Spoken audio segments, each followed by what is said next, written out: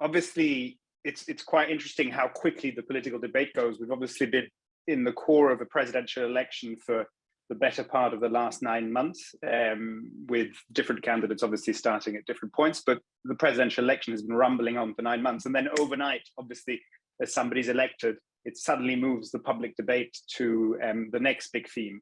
And if I look at the 5 years which are opening, and I will come back to it at the end, there's obviously a huge caveat, which is the parliamentary election, because in the French system, for the president to be able to enforce his program, he needs a parliamentary majority on which to rely. I'm sure some of the academics here will be able to give a much clearer description of how the French power works. But essentially, lots of domestic powers swing to the prime minister were it to be a different majority in the House. So I'll come back to the parliamentary election in a minute, but assuming that the president is able to choose his priorities and to enforce his priorities in the next 5 years, I think he's made it very clear that there will be, the way I'd see it, 4 key domestic priorities. The first one will be climate change and sustainability. He has now said, just before the end of the campaign, that this will become front and center of all the government's action and all the government's policy, and this will be directly actually the responsibility of the prime minister, which will be the first time in France that the prime minister has this overarching responsibility. And what has to keep in mind that in France, the prime minister is where all the decisions and all the decisions between ministries are arbitrated, are chosen. So it's a fundamental change in the perspective that we approach this issue. He's also said that the prime minister will be seconded by a couple of senior ministers in charge of different elements of climate change and sustainability. But this, I think, will be a core element of the policy platform in the coming years. The second one, which is more a continuity of what we've been doing for the past 5 years, is trying to protect and to enhance purchasing power in France and fighting unemployment. We have finished the mandate of the 5 years, or we're arriving at the term of my parliamentary mandate in 5 years, and we've achieved, for the first time in my lifetime, a goal which has been a central goal of all policymakers in France, which has been to reduce unemployment. As far as I can remember, unemployment has been the top priority of the French essentially since the end of the 90s, and we've had very significant structural unemployment. This has been going down for now 4 years in a row. The numbers which come out a couple of days ago are still pushing in that direction. And it also concerns nearly every category of workers, including young voters. So we'll continue that effort of competitiveness and protection of purchasing power and favorizing investment in the economy to try and achieve what the president has set out as a goal, which is full employment by the end of the next term. Third key priority, absolutely central subject, is education and schooling. And the president has been very clear that he wants to look at education very seriously, try and engage a reform, try and create more freedoms in the education system in France, notably for schools, so schools can have more liberty within the system, in the French system, to reinforce mathematics and computer coding in French, to better pay and better incentivize teachers and staff in the education ministry, so to do quite a structural reform of the education system in France. And finally, and this is obviously a very brief overview, but this is what I've been charged to do, is healthcare, with if I summarize it in 2 big chunks. One chunk is to ensure access to healthcare across the country. We have a significant problem in France with what we call medical deserts, areas where healthcare access is limited, all different types of healthcare.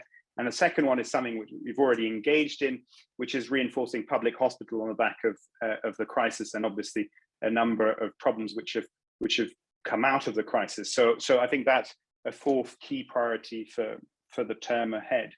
Pretty terrible. So what do I make of the election results? So on the one hand, it's not terribly surprising. Macron won by enough points that there's no question there. We're not in a situation like what happened in the US, where people question the legitimacy of the results. He had a lot of advantages. He was an incumbent. He managed a pandemic and a war at Europe's doors somewhat competently on the whole, despite what critics say. So in fact, he was relatively confident he would win. Otherwise, he would have campaigned longer. He barely campaigned at all, actually. So on the one hand, it's like a replay of the last elections, not terribly surprising outcome. What's perhaps more surprising is that it's truly a triumph in a way for the apparent losers, namely the far right and the far left, because they are at levels that are unseen. And when the father of Marine Le Pen, Jean-Marie Le Pen, won against Chirac in 2002, it was by like, he won by 80%, over 80%. I mean, she's at 42%. This is completely, surprising. I mean, we should really ask ourselves, how is that possible? Meanwhile, the abstention is still very high. In fact, even in terms of the public that the presidential debate between Marine Le Pen and Macron drew, it was not that high. It was less high than during the previous sort of a duel 5 years ago. And so there's a sense to me that the French public is exhausted, that the institutions are exhausted, that this model, this Fifth Republic, is at the end of its life,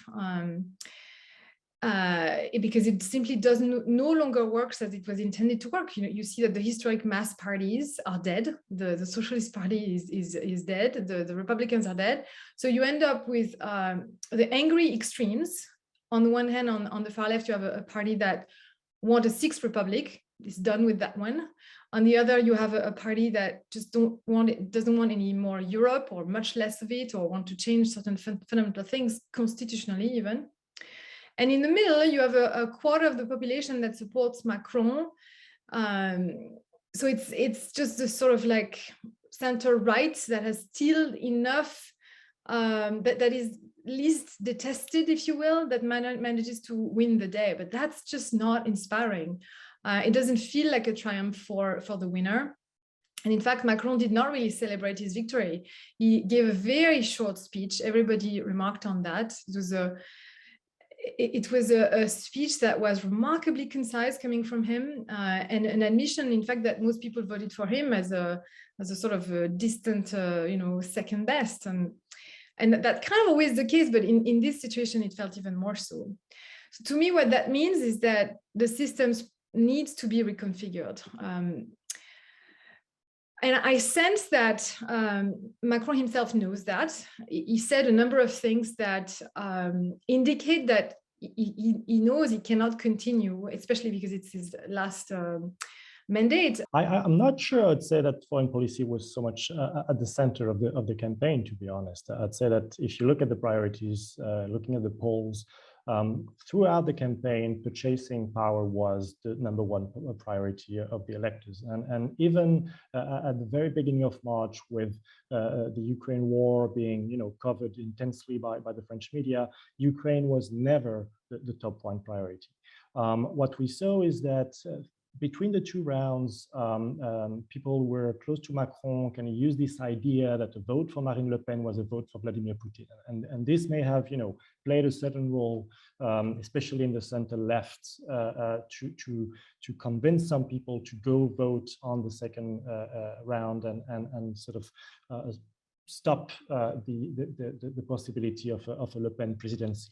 But beyond that, Marine Le Pen has shifted so much in terms of rhetoric about Russia between the two rounds. I mean, if you listen to what she said during the debate, there's basically no more difference between what she advocates and what a sort of mainstream right-wing party would advocate vis-à-vis Russia. The only real difference right now between Marine Le Pen and Emmanuel Macron on the situation in Ukraine is that she opposes all form of energy embargo, but she supports, she said that she supports military aid to Ukraine. She supports any kind of humanitarian measure, even on immigration, on taking refugees to France. She seems to have changed her views. So there was so much of a part of a normalization of a discourse that it was hard for Emmanuel Macron to really use that card during the two rounds. This being said, I want to look at what Macron's second mandate could mean for French foreign policy. I'll discuss a couple of points, maybe leaving aside the French-UK relationship, because I think Alexandre is perhaps better placed to discuss it, but looking at a list of issues.